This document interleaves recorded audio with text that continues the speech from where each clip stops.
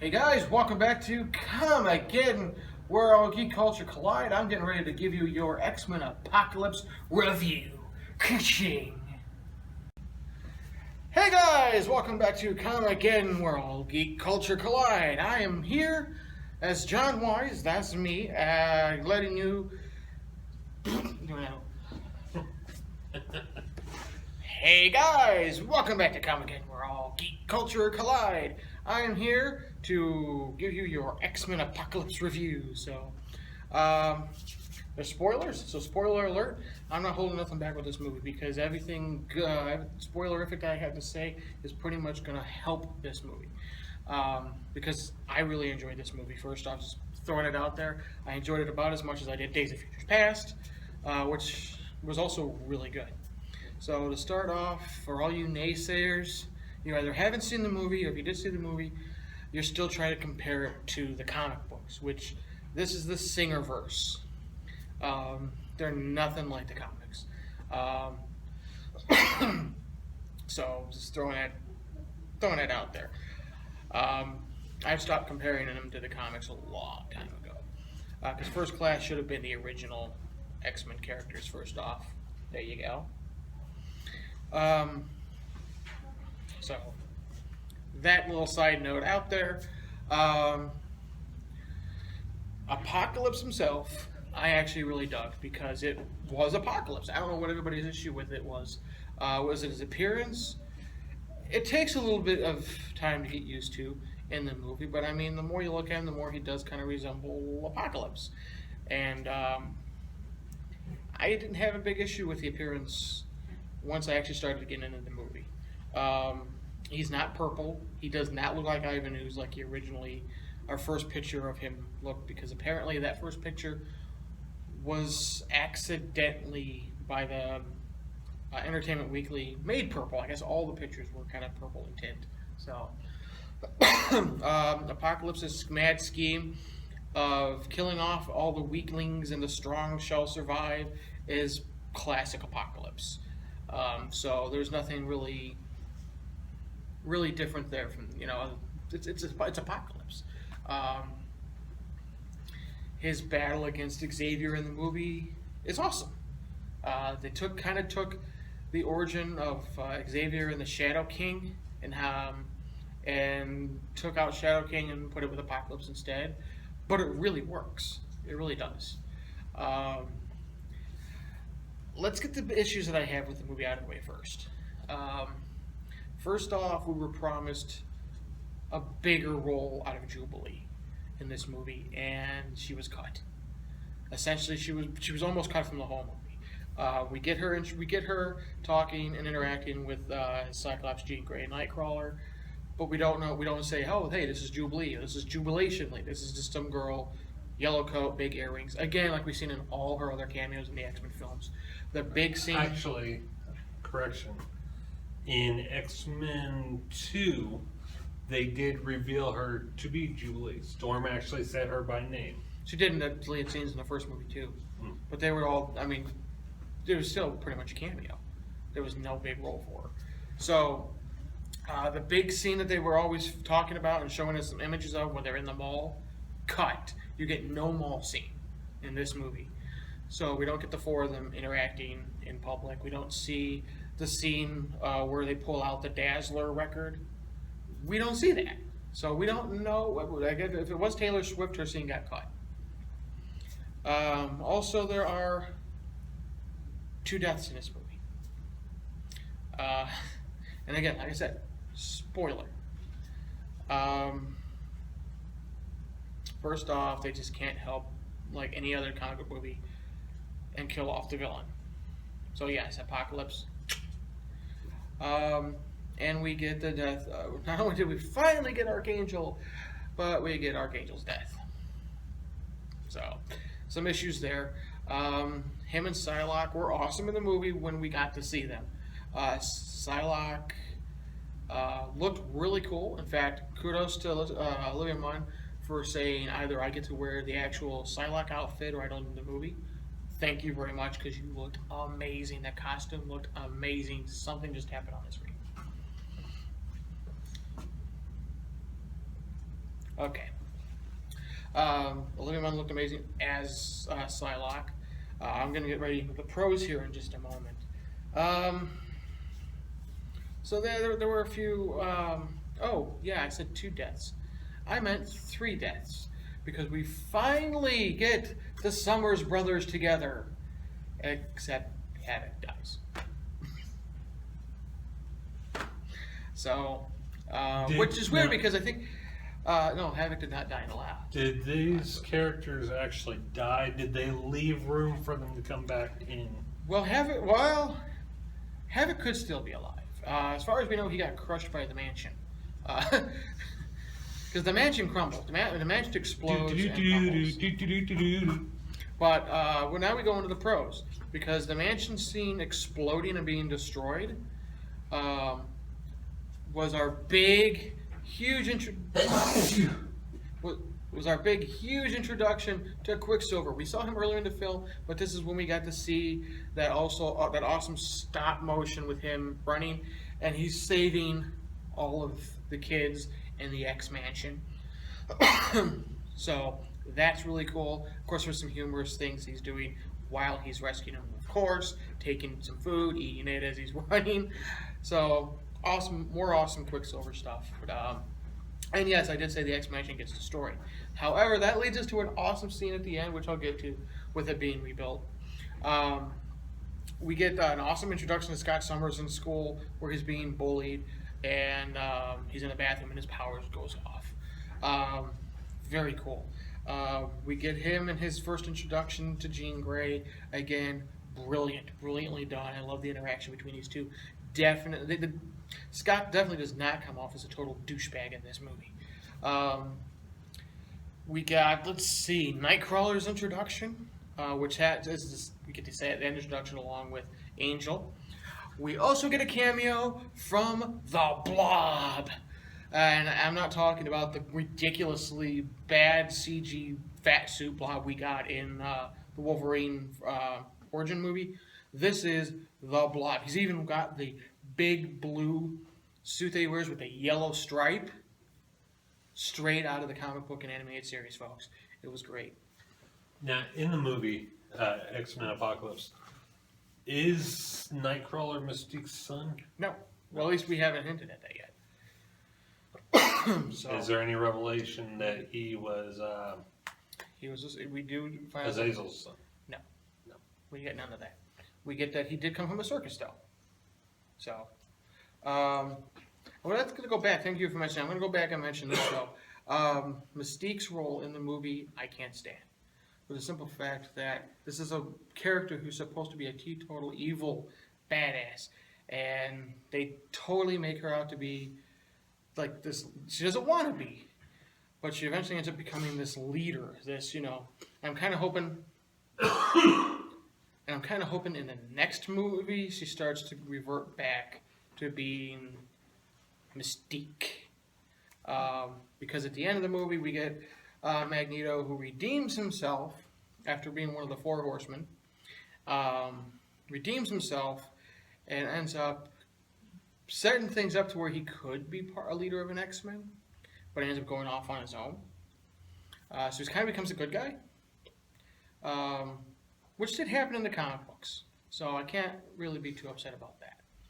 I don't know, I'm jumping all over the place here. I'm trying not to give all the plot and stuff like that away, but at the same time I want to give you all the awesome stuff to go see this movie, because it really has gotten a lot of bad rap, and I don't think it deserves it. It is an X-Men movie, I'm telling you that right now. It is an X-Men movie. It's got a lot of story, which some may find boring. I actually like story, so mixed with my action. So, let's see. I'm trying to wait to the very last part here to tell you my favorite part of the movie. I really am. Let's see. Xavier, he does go bald in this movie. He goes bald because of his battle with Apocalypse. They have like this mind-psyche battle. And how's this? You ready for this? It had been rumored for a long time that Singer wants to redo the Phoenix Saga. This movie sets it up, folks. I'm telling you that right now, because we get Jean in her full Phoenix glory. None of this like orange light with the fan blowing on orange hair crap that we got. No, we got Jean who's facing off with Apocalypse, standing with the fire Phoenix behind her as she's walking on thin air. Straight out of the comic books. I freaking loved it. It definitely sets up the Phoenix Saga, possibly the Dark Phoenix Saga. And this is Singer's last movie, which I hope it's not. I want him to come back and at least do part 1 and part 2 of the Phoenix Saga, because that's the only way. That's the only person I can see doing it. They are saying that the next movie is going to take place in the 90s, which says 90s X-Men more than the Phoenix Saga. Well, Phoenix Saga was 80s. It was 80s, but most people were introduced to it by the animated series. Yes. Right. So, also hoping for some Jubilee. And she's a very underrated character. She shoots fireworks, folks. Come on, we need a firework character. So let's see. Let me make sure I hit everything here worth noting. What were Apocalypse's powers in the movie? Apocalypse's powers. Okay. It wasn't that he could control mutants. It was very reminiscent of, in a way, I want to say Star Trek V, where you had Spock's brother kind of taking your pain. Except with him, it was, I can increase your power and take you to your limit with your powers. Now, the 4 Horsemen, which are Psylocke, Archangel, which is not referred to as Archangel in the movie, but he is referred to as Angel. But Psylocke, Angel, Storm, who looks totally badass in this movie, by the way. And we see the origin of her white hair, much like we did with the first movie with the white streak in Rogue's hair. And, of course, Magneto. Now, here's the thing. They're very briefly referenced as the 4 Horsemen of Apocalypse. But they're not told who's war, who's death, who's pestilence, who's famine. You're kind of under the impression that Magneto is death in this movie. Even though Archangel's supposed to be death. But it's never come right out and say he's death. It just goes by his personality in the movie. Of course, Magneto ends up redeeming himself, as does Storm. Angel gets killed, and Psylocke just kind of takes off. Possibly setting up her role for the X-Force movie, which she really wants to do with Deadpool. So, and that would be awesome. And we get at the very end, oh my God, he's learned his lesson. Bryan Singer puts him in costumes. And we got, my favorite one is Cyclops, because it very much looks like that 90s blue outfit with the yellow belt. And it looks amazing. It looks amazing. Speaking of costumes and learning his lesson, are you ready for this? Because my girlfriend couldn't stop laughing at me the whole time, because I'm bouncing up and down in my chair. I'm going, yes! And when he appeared, there was like maybe 20 of us in the theater. I start the clapping. They're at Alkali Lake. What happens in Alkali Lake? Weapon X! And we get Weapon X in his full helmeted glory. Hugh Jackman comes out, Weapon X helmet, the belt, of that little wired belt with the straps. Now, the helmet, I've seen pictures. The helmet was more or less... It's not full visor, but it's... Borg type. No, it's a helmet minus the little visor. You can still see a hint of where the visor could be. But it looks fantastic. We finally get Hugh Jackman Wolverine in a version of a Wolverine outfit.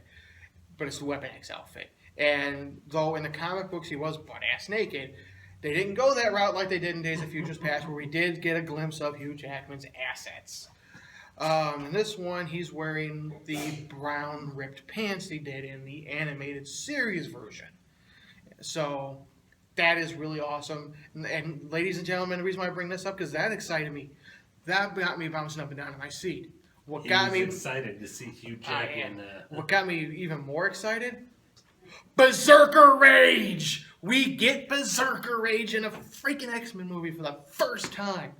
And though it's a PG-13 Berserker Rage, it's a hint of what we're going to see in the rated R Wolverine movie coming out, I think, next year.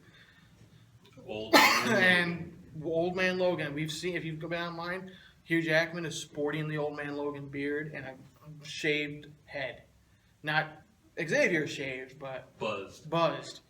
So we looks like the old man Logan rumors are very close to being true and confirmed. So I loved this. I didn't love this. I really liked this X-Men movie.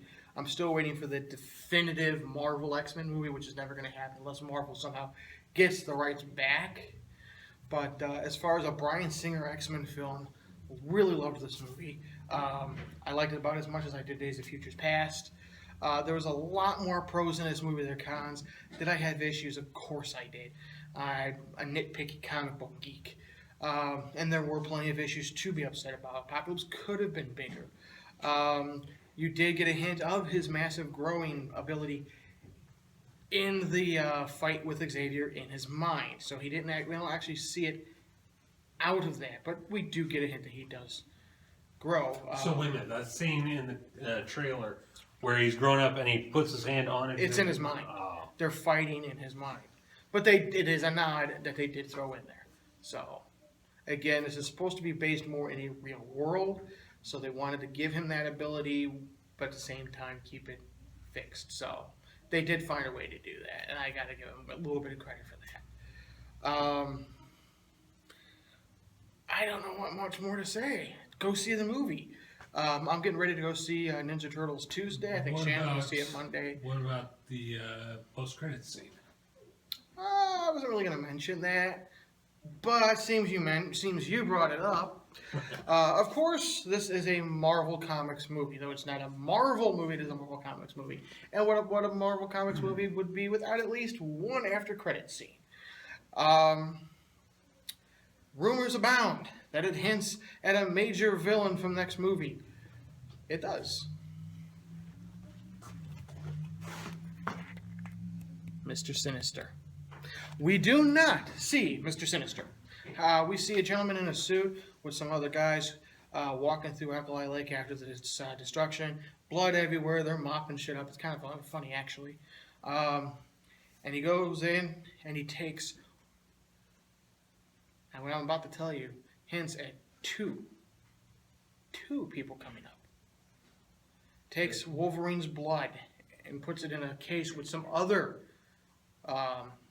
some type of chemicals, hinting at X-23, which has been long rumored to replace Hugh Jackman's Wolverine, which would make sense because X-23 has taken Wolverine's place in the comic books. So I'm actually kind of excited. I actually had the first issue here in the store of her first appearance, NYX issue 3, first appearance, sold.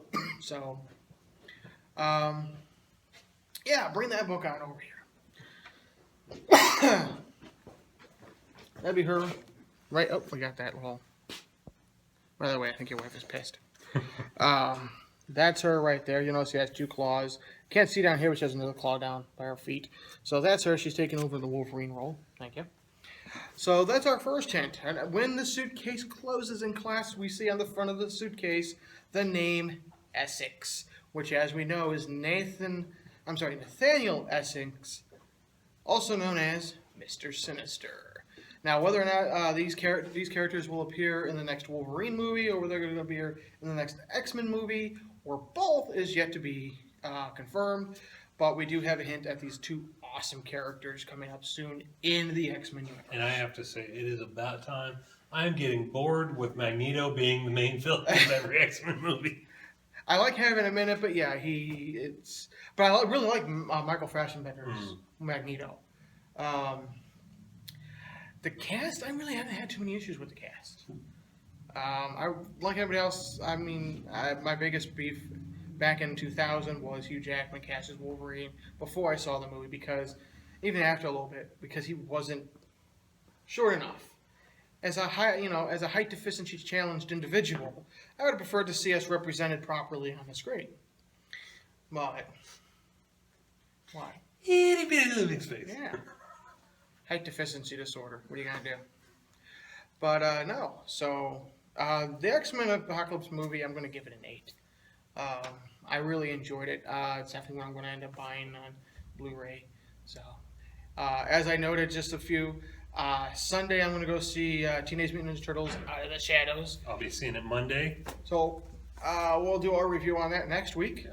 So go out and check out X-Men Apocalypse at the theater. I think it's well worth it. You have your haters out there. You have those who liked it. I think that actually, once people saw it, I think more started to actually like it. It sounds kind of a toss-up.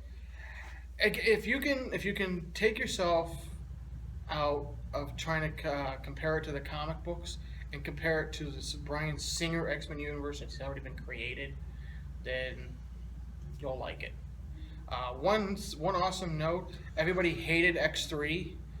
They kind of note while walking out of Return of the Jedi, because it does take place in the 80s, they're all that the third movie in a trilogy usually sucks. As kind of a jab at X3. I like that. So, which some people have pointed out is ironic because a lot of people said the third movie in this First Class trilogy sucked. I disagree. I think all three movies hold together really well. I don't think one is actually worse than the other. Now, do you think X-Men Apocalypse fits in well with the original three X-Men trilogy movies, as well as X-Men Origins? Because there are flashbacks. Because Jean Grey does flash. I believe this is how we got flashes to in Wolverine's mind. We do get a hint of him rising out of that in X2, so that the universe does still exist. We do occasionally get flashbacks from previous movies. I just watched the Rogue cut of Days of Futures Past. They used a lot of footage from the other movies, including X3. So I think these movies do quite well merging with the original trilogy. Okay. So stay tuned, guys. We will be back with game review. No episode reviews this week. We'll be back with movie reviews, toy reviews, and anything else. Shannon review. 3.